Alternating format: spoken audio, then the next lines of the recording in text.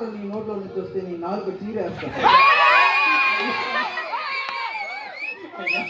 అంతేకాదు, నిజాయితీ పరుడు ఎప్పుడు సూటిగానే చూస్తాడు, దొంగ ఎప్పుడు అటు ఇటు చూస్తూనే ఉంటాడు. కాబట్టి ఇతడే దొంగ, ఇతన్ని గమనించండి. కాదయ్యా, నీవెవరు? నేను మనిషినయ్యా. అయ్యా మన ఊళ్ళో ఇంకో ఇంట్లో దొంగలు పడ్డారయ్యా. ఏంటి ఇన్ని సమస్యలు? అంతకు ముందు వీడిని చెట్టుకి కట్టి 100 కొరడా దెబ్బలతో శిక్షించండి. అయ్యా అయ్యా, దాని బదులు బిర్యానీ పెట్టిందయ్యా.